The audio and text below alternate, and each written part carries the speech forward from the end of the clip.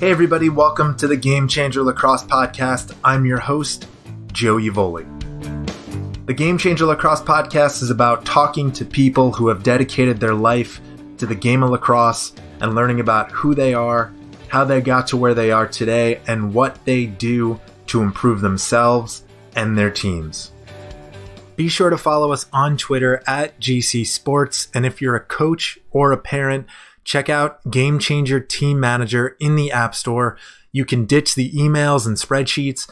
The free GameChanger Team Manager app streamlines communication, scheduling, and live scoring into one easy-to-use app.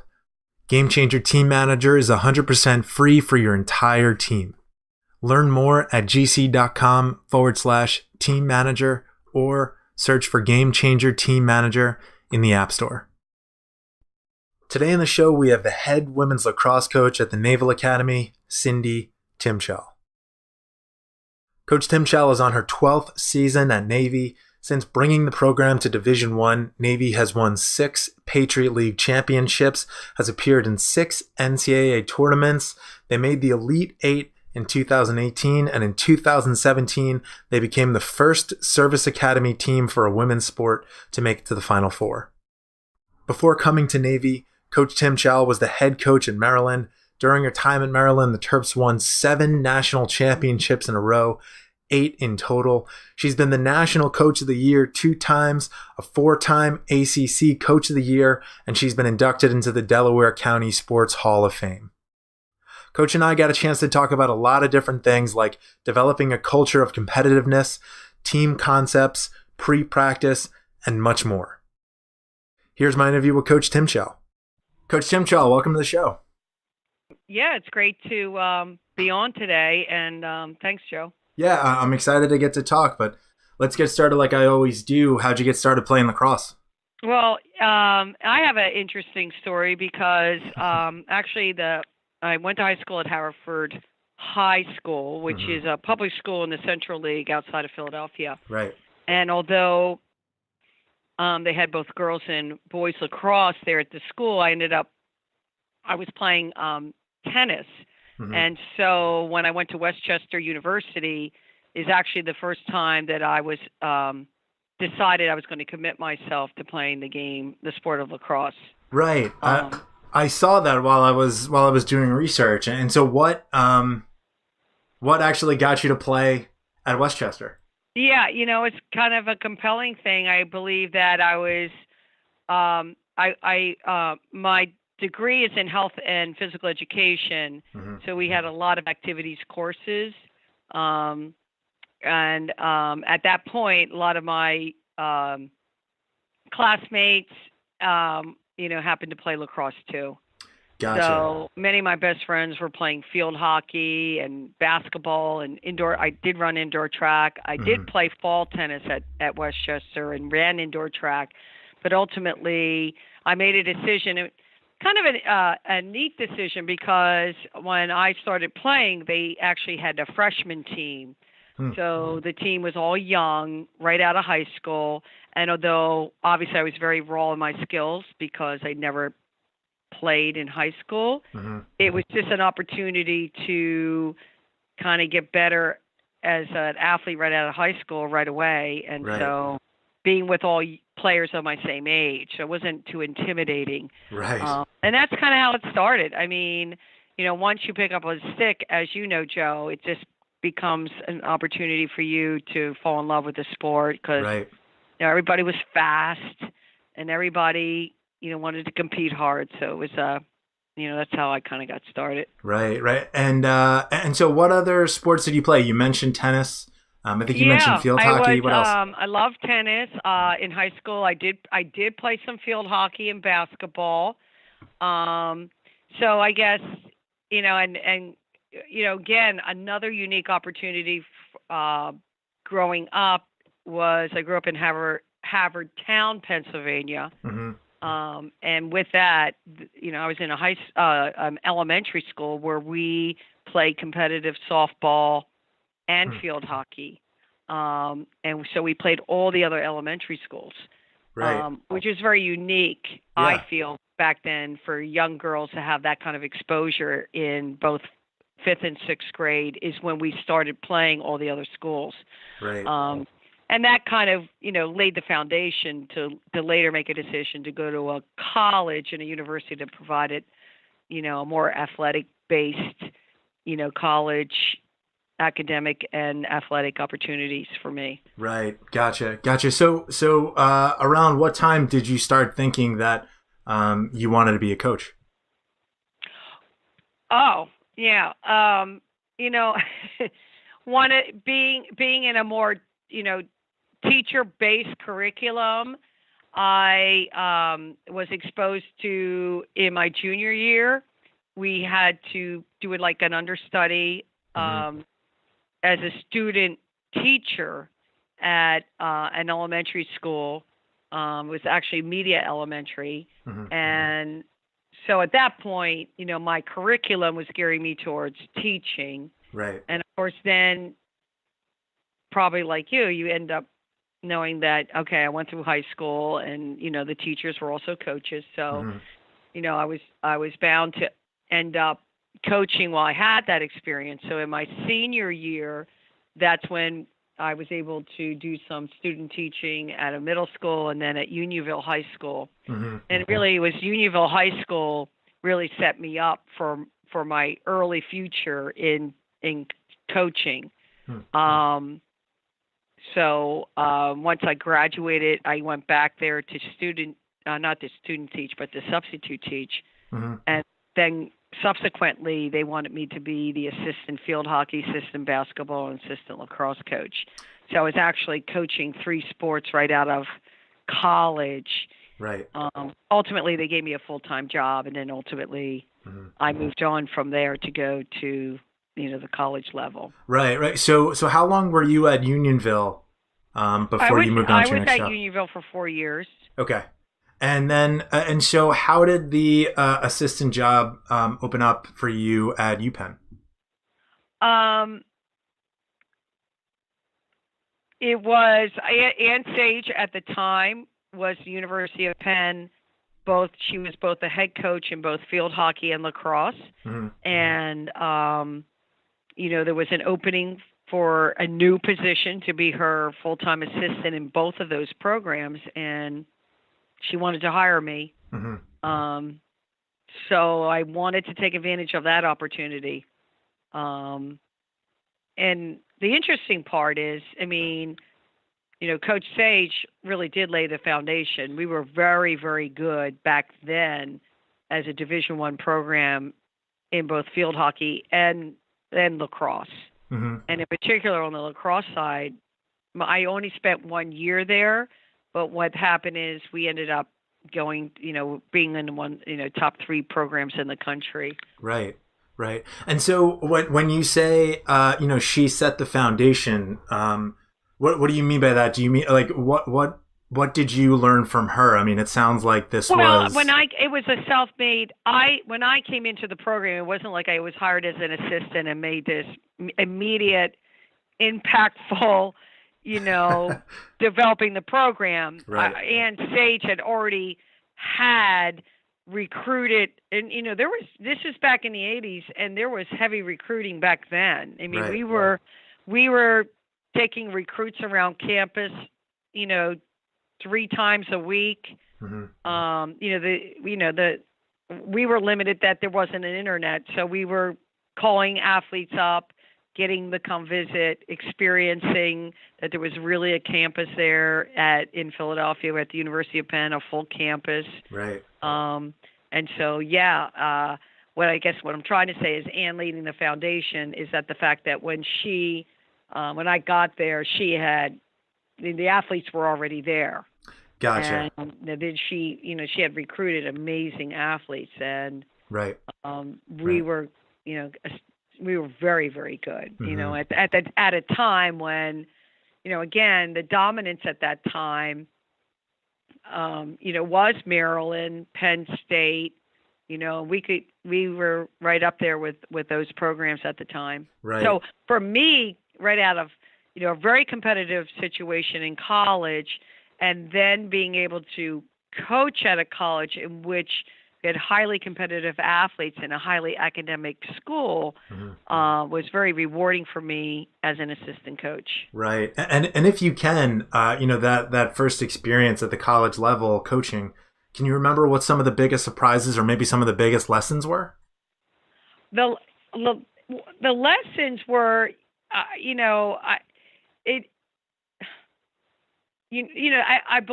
believe once again that I really do credit Coach Sage for allowing me not to come in and all of a sudden, so many times assistants say they come in and they actually have to do like everything, Right. There's so much thrown at them. And maybe there was a simpler time, but we dedicated most of our day planning for practices, recruiting on the phone, writing letters, typing letters,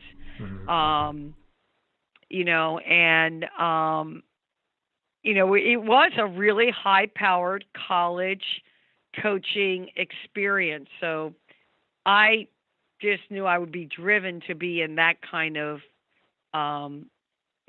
coaching / teaching, because you're teaching a lot when you're coaching, Right. environment, that drove me to say, I want to coach, at the Division I level, on a full-time Right.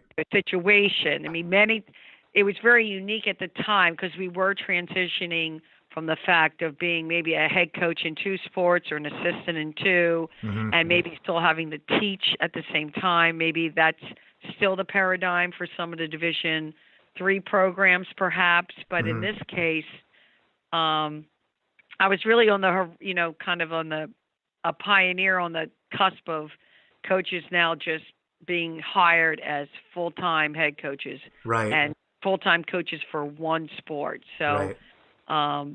That Gotcha. really did ignite me the experience at the University of Penn. Right. Right. And then, so how did the head coaching position at Northwestern open up or become available? Again, a very unique opportunity. One of my former, roommates in college and housemates in college, she was hired as Northwestern University's head field hockey coach. And when they hired her, they say, we want to add lacrosse. And she goes, I have the right person for you. So then I was hired as her assistant field hockey, since I had the field hockey experience at the University of Penn, and as the then now new lacrosse coach, the head lacrosse coach at Northwestern University. Right. And so, that this is your first college head coaching position. Sort of how were you approaching that challenge at the time? What sort of tone were you trying to set for the program? Well, part of the program, again, I once again credit the fact that the Northwestern University's in the Big Ten, and at the time there were actually more field hockey programs in the Big Ten schools than maybe there are currently right now. Purdue had a field hockey program, and Indiana University had a field hockey program, and Minnesota had a field hockey program. So it was a highly competitive experience. And back then, too, the athletes that we brought in to play field hockey were dual athletes. So they were scholarshiped in field hockey, but we also had the opportunity to allow them to play lacrosse. So what I did is, we set a highly competitive tone in field hockey, and then many of those athletes continue to play in the spring and play lacrosse. Right. And so there was already a foundation of playing at a higher level, higher expectations. So the whole time that I was at Northwestern, we never, ever had lacrosse scholarships. And although we didn't have them, I benefited from wonderful, amazing athletes that really competed hard. And we had some real good signature wins and went to the NCAAs probably 5 out of the 10 years I was there. Right. Yeah. I see 5 NCAA tournament appearances and a winning record 8 out of the 9 seasons that you were there. But so I'm curious. One thing you mentioned is you were establishing a culture of competitiveness with the field hockey team that also transferred over to the lacrosse team. If you can you talk about what you mean by a culture of competitiveness?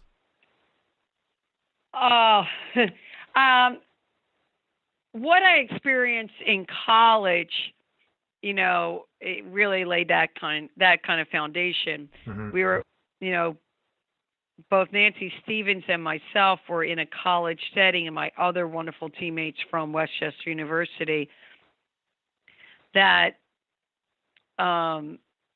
everybody who went to Westchester was good.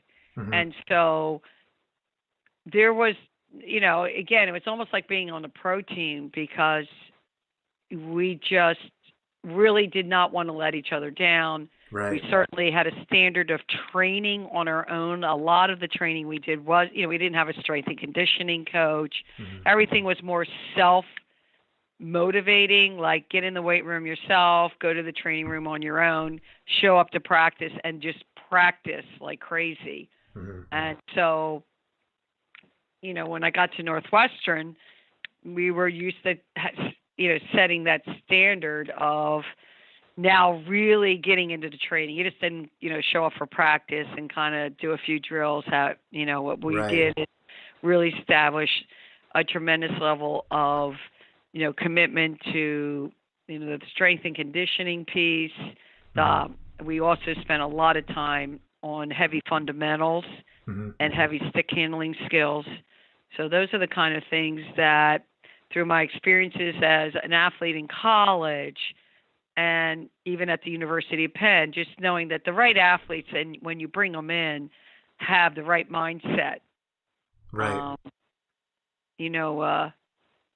Athletes that are pretty mentally strong, mm-hmm. They never get tired. Right. Right. That's for sure. So right. And the best ones and the best athletes, not only, do they never get tired, if they just eat up the ones that, the great athletes just don't get tired. Right. Either. And so when they're playing a good athlete, they just, right. They just know what it's going to take. Right. To do the best they can. Yeah, that's why I was curious about, developing a culture of competitiveness, because you're absolutely right that the best athletes, they're not going to stop, but also in my experience anyway, I feel like the best athletes are the ones that are almost always looking to compete in whatever they're doing, whether it's against somebody else or whether it's against even themselves. So I wanted to learn a little bit more about that. Yeah, and as a coach, you really nurture and cultivate that that environment mm-hmm. in your practice settings. You have to have a sense that competition. I think the word comes from some French word, that really means seek together. So when you're in a situation, you can create a real positive but competitive practice environment that allows your athletes to really excel. Mm-hmm. It's never like, well, it's us versus them. And certainly we have our warrior games and, we're competing hard, but right. we want to make sure that the reason I want to be good is I want to make you look good, Joe. So right. I want to make sure that whatever I do, it's, again, like a giving tree. Then I'm trying to make you look good. You're trying to make me look good. And together then we get a whole lot better. Right. So, that creating that kind of competitive environment is something that athletes can bring, the right athletes that you recruit into your program. But additionally, it's what the coach can tweak that and, you push demands on each athlete and come up with some standards or promises to each other that they're going to do or have things as a team that really are not negotiable. Like we're going to do this no matter what, or we're going to be this way no matter what. And that kind of cultivates that competitiveness in practices and competing in games. Right. And so, and this might be a tough question to answer on the spot, but how do you develop that kind of culture where, I think you said the word was, we're going to get somewhere together. How do you develop a culture where people on your team are competing with each other, but it's to make everybody better rather than two players on the same team going head to head? Right. Yeah, how do you develop that? There has to be a huge buy-in with your athletes, and they have to. If you have that right mindset of this is, a culture of making each other stronger and better, right? And again, whether they're commitments to each other. It just really, the basis of all that comes back to, a simple term would be just selflessness, unselfish play. Right. And it's hard. Everybody has, they want to maybe be the one that's scoring all the goals or the one that is making the big defensive stops. And certainly there's nothing wrong with that. Don't get me wrong. Yeah. But, collectively developing that team chemistry, you really do have a strong foundation of being on that same path. And I don't know. It seems like maybe you should talk to Bill Belichick. Yeah. If you're 1 minute late, you go home. No, I'm just kidding. But yeah.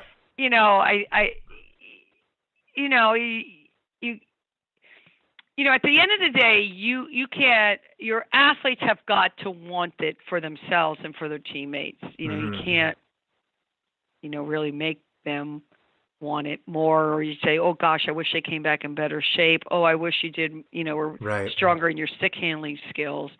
That level of accountability may become because they really want to come back in better shape and they want to, enhance their stick skills, so they're a contributor to the team.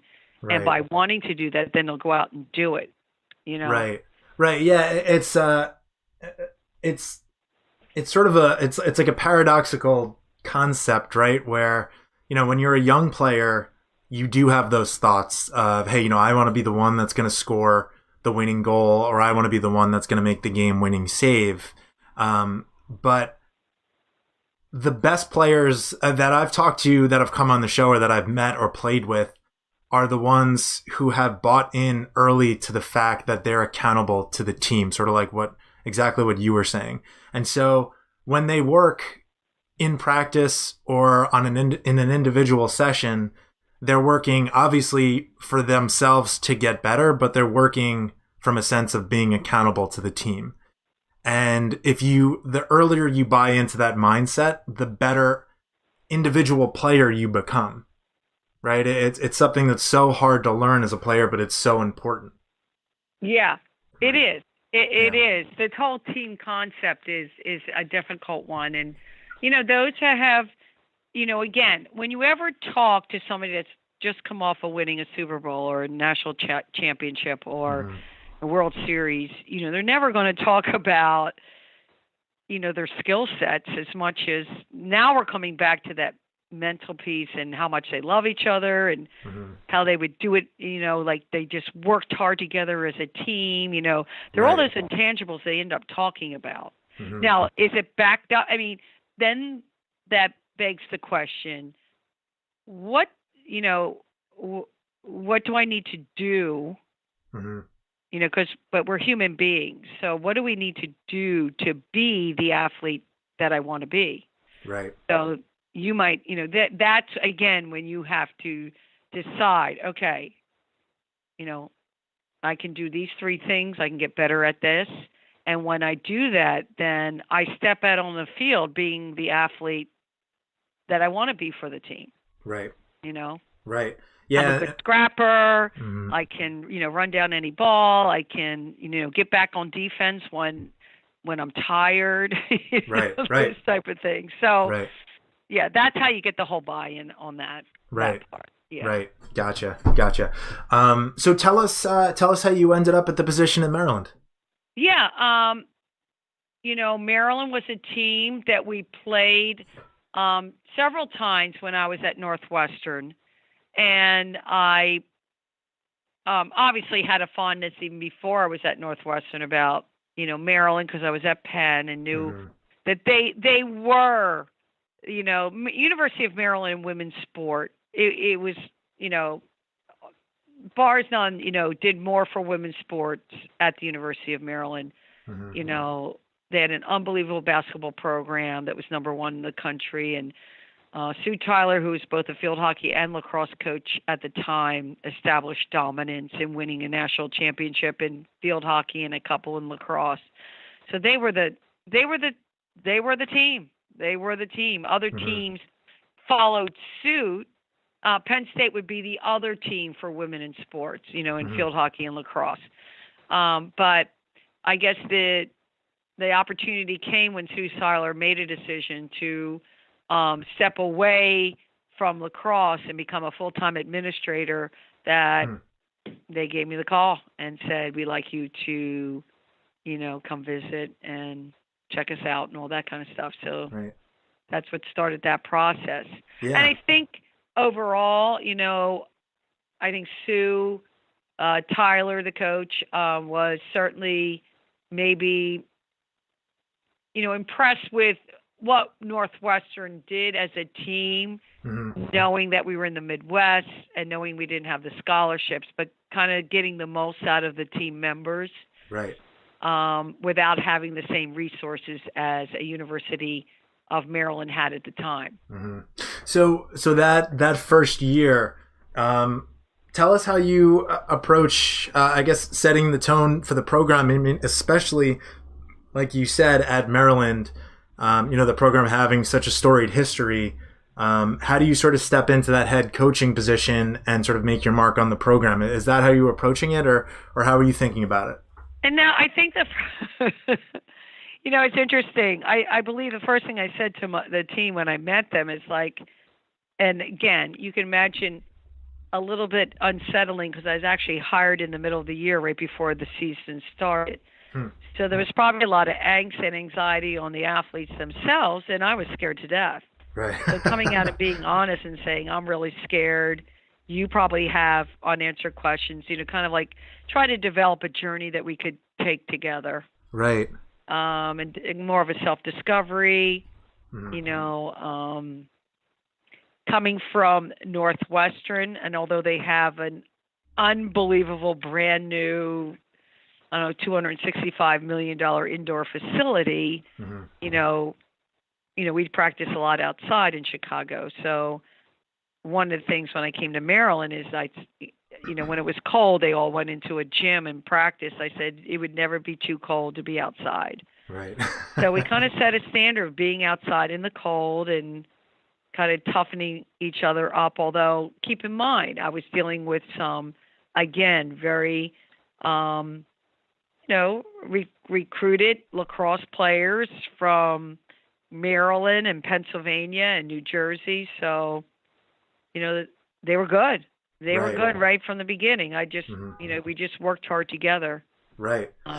It looks like your first season there, you went to the national championship game, and then so won the first national title in '92. This is the third in school history. Is that right? Right.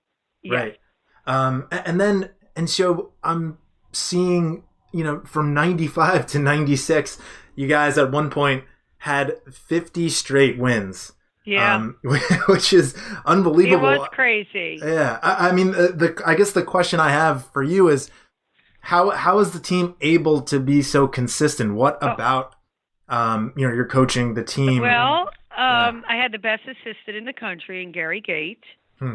And so he did everything. No, I'm just kidding. We did it together, but certainly having Gary with his insightfulness, he won 3 national titles at Syracuse. Right. He was out working with STX at the time and living in Baltimore. It was a wonderful opportunity to reach out to him and I just said, look, I have a really good team. If you can come help and work with us, I think you'll enjoy it. Mm-hmm. And so, yeah, I mean, we started recruiting amazing athletes, and those are the athletes that said yes to Maryland. That between that and Gary and those athletes, when they said yes to Maryland, really helped us to be the teams and have the teams that we had during that period of time when we, won all those games in a row. Right. Gotcha. And sort of a similar question as I look over, one thing that I see is like a lot of overtime wins. In 2001, you guys have a perfect season. You win in double overtime. And this is one thing that I saw, when I talked to Coach Tierney at Denver, there was a similarity of a lot of wins in overtime. And it seems like you guys had the same thing at Maryland. What is it about your team that they were able to stay so poised under pressure?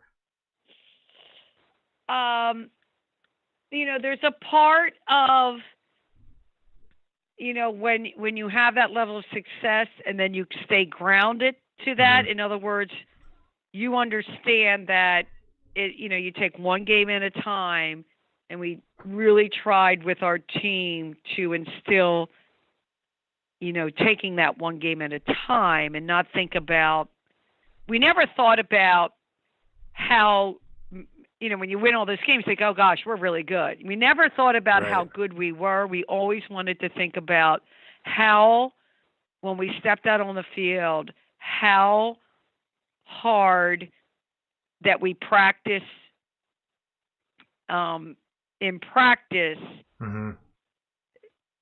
so that when we stepped out on the field, you would know that. Right. So we're trying to prove to ourselves, rather than to prove that we can beat another team. Right. We just wanted to kind of beat ourselves, so to speak. Right. So maybe in those situations, and there's a little bit to it. And, I always like to, if I'm talking to you, Joe, or somebody else, especially this time of year, it's Super Bowl weekend coming up, and not quite, we're very short of March Madness right now. Mm-hmm. But, you saw the games that went into overtime this past weekend, you know what I'm saying? So, yep. And if for some reason, New England prevailed, or, or they're more consistently, if they're put under those situations, as Tony Romo would say, uh-oh, it's Tom Brady's on the 35-yard line, right, and he has the ball, and he can win the game, and he was right. So right. I think there's a sense of that when we were winning those games. I wasn't that happy in 2001 that it took us to overtime to win. In fact, there were many times we could have lost that game and not won 7 straight national titles. But, things ultimately went our way at the end, even though it took extra time to do it. Right. Gotcha. So how did the opportunity at the Naval Academy come about? If I'm wrong about this, I apologize. It's the when you took the job at Navy, the first year it was still a club lacrosse team, correct? Yes. Right. And it's very similar to other. We've been an emerging sport in the Division I programs, Division I women's lacrosse. And, when they hired, I think out at USC, there was a club before Lindsay Monday was hired. Mm-hmm. And here at Navy, we had a club. So it's very difficult to come in and just start a team because you have to recruit. Right. And, if you're hired in the beginning of the school year, you can't, those recruits are already gone somewhere. Plus, everybody's already scheduled. So the very first year we competed as a club. Mm-hmm. And it was very, for me, as a longtime Division I coach, coaching the club program was very rewarding. It was very enlightening. I got to experience flying down to Florida and playing the University of Florida club team and Central Florida club and Colorado club. There was clubs from all over the country. And then ultimately we flew out to Denver, and Dick's Sporting Goods hosted the Women's Club Championship at those fields. And actually, ultimately, the championship for club that particular year, the championship game was played at the University of Denver. And this is before they had a Division I program too. Right. So we flew to Denver. We flew to Florida. We were on television. Yeah. It was just like, and now when you look at the number of club programs from the University of, all the programs in Texas, University of Texas. Right. A lot of California schools at the time were still club. A couple of them have gone Division I, but I guess what I want to say, it was one of my most joyful years of coaching, only because of not only the challenge, and I was used to that being at Northwestern starting a program, but also very refreshing to take the sport. Most of our games at Maryland were just on the East Coast, but to fly out to Denver and play and have these schools you never heard of that had club women's lacrosse, it was amazing experience for me as a coach. Right. And so this is your 11th season, or is this your 12th? 12th. This is coming into your 12th. So, even in the short amount of time since the beginning of the program, since starting the program at the D1 level, it looks like you guys have had a great amount of success. If I saw correctly, you're the first service academy team for a women's sport to advance to the Final Four in 2017. Yeah. I guess sort of, what would you say? What would you say is, the values of a Naval Academy women's lacrosse? What tone are you setting for the team? Well, once you make a decision to come to the school like the Naval Academy, the young women that make a decision to come here, it's an amazing school of higher education. You have some of the top liberal arts programs in the nation.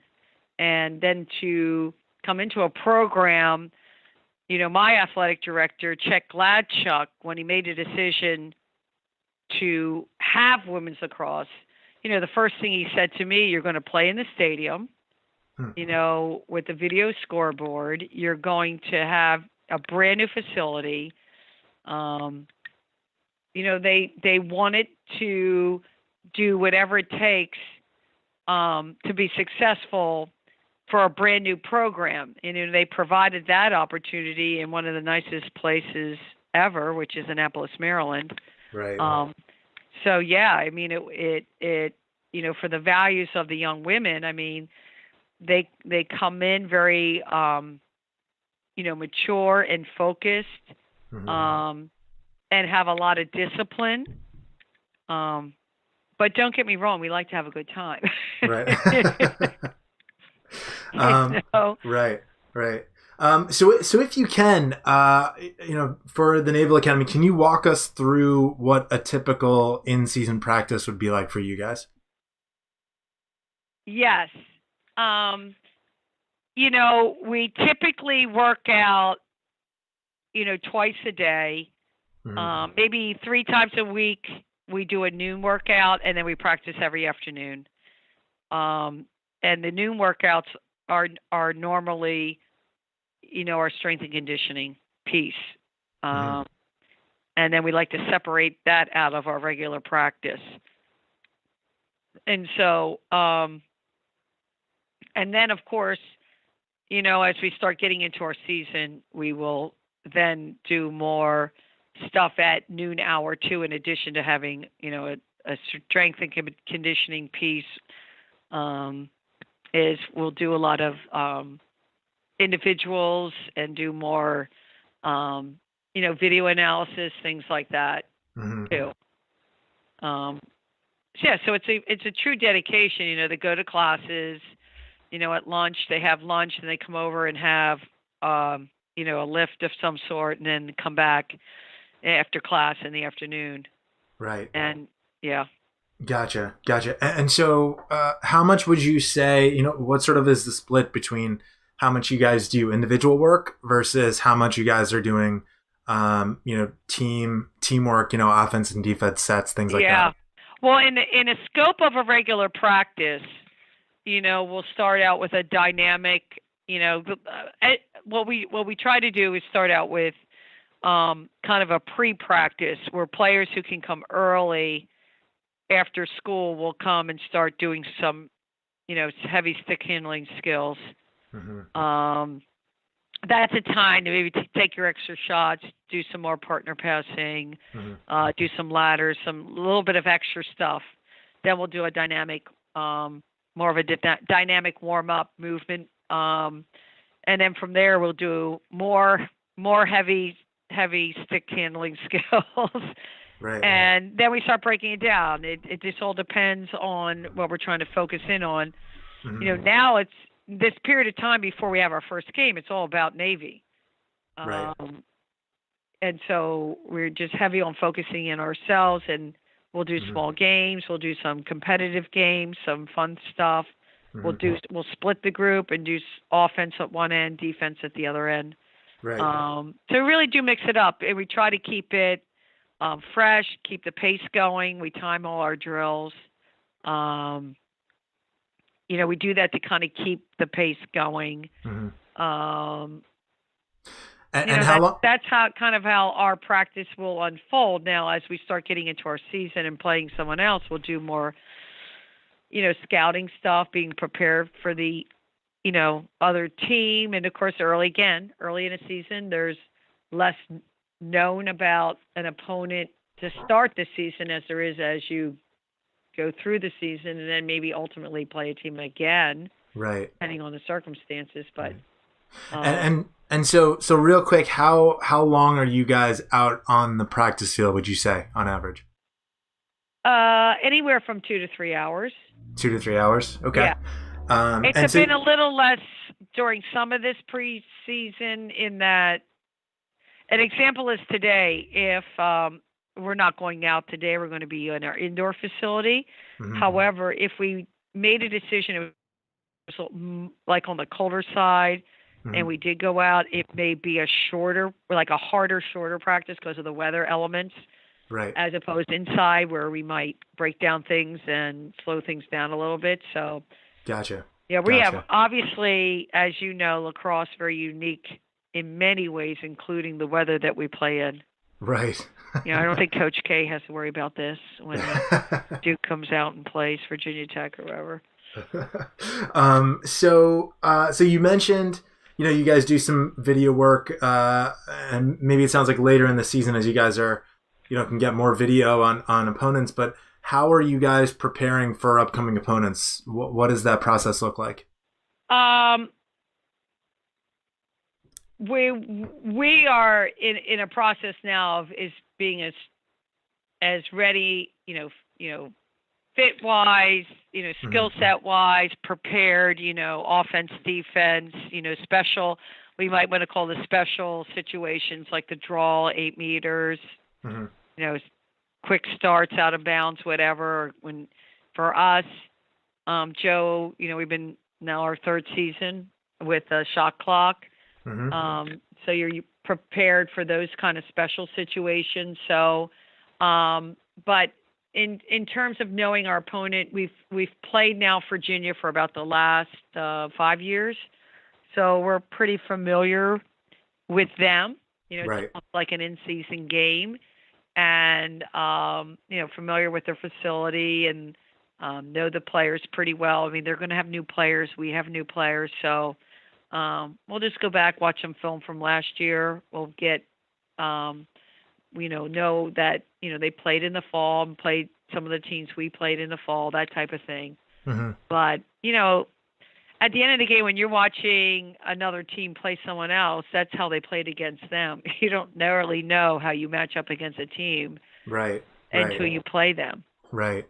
And so when you are looking at the video, Are you more looking for, general tendencies, or do you focus down on individual matchups? We're going to do a little bit of both. Mm-hmm. I know on the men's side they'll really be heavy on matchups or even like basketball or whatever, but we do some individual matchups. Our defenses, we mix that up too. I think more so now the last few years. Most teams played a traditional man, helping man-to-man defense.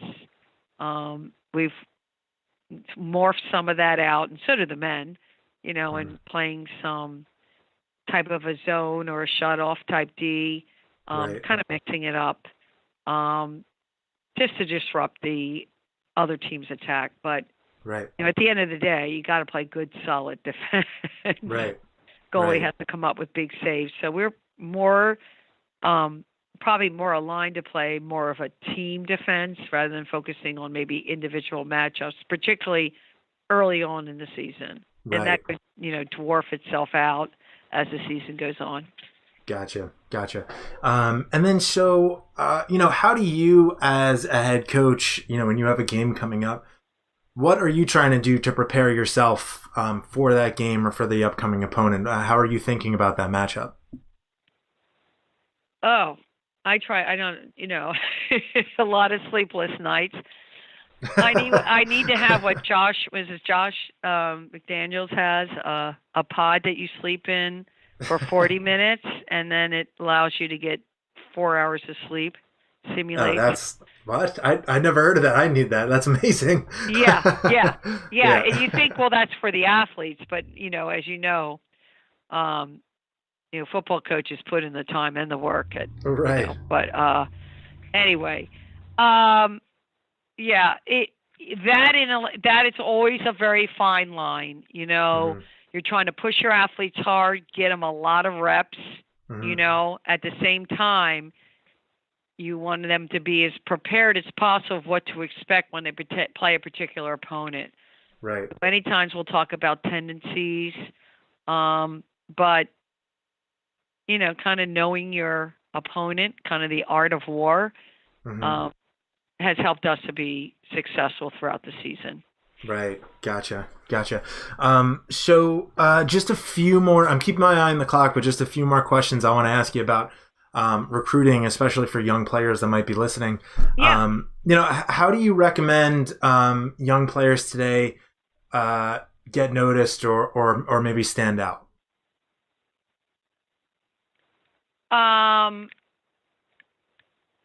I feel a lot of what they're doing already is good. Many of them, have started early in playing lacrosse. As you know, I coach in an area and in a state where the official state team sport is lacrosse. Right. And so, we're very passionate and a little bit fanatical about the game. With that said, young athletes need to bottom line, they need to have fun. If athletes, don't have fun, they're going to play something else. Right. And that's part of it. We feel collectively as college coaches that it's great that athletes play many different sports, not just lacrosse. Most of my athletes were either basketball players or soccer players or ran cross country. So kind of having a multi-sport background even helps them with injuries and muscle memory and things like that. Right. Once they make a decision to join a club, that can become intense. But it's a great way to get, play with better players, travel, be on a travel team, that type of thing. So, I think it's an opportunity for the young players. As long as they're having fun, they keep sports in perspective, not overdo it. I think ultimately they're going to be recognized by coach. I mean, if their goal is I want to be recognized and I want to play college lacrosse. I think one of the things they want to say is, look, I love the game of lacrosse. I'm a good student.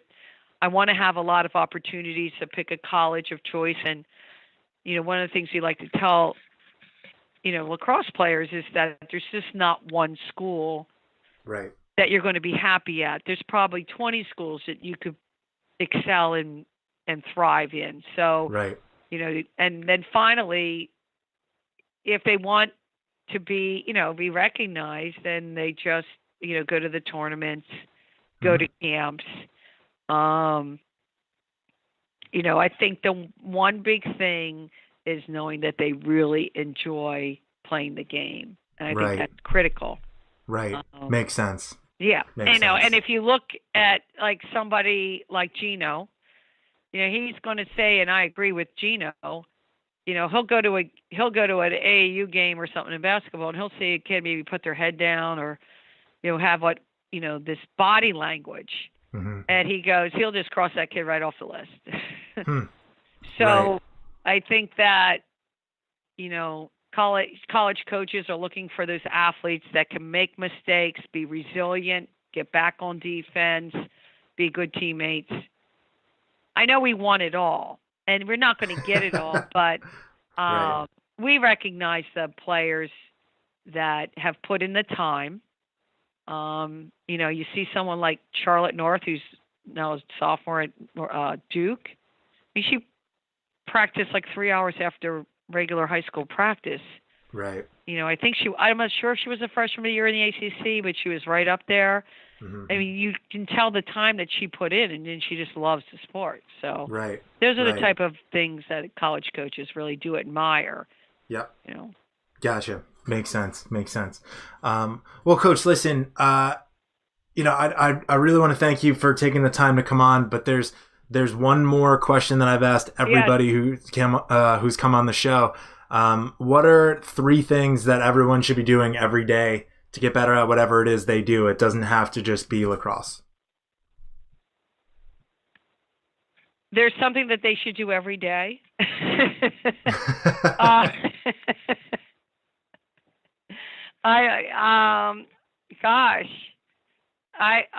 Something they should do every day. Mm-hmm.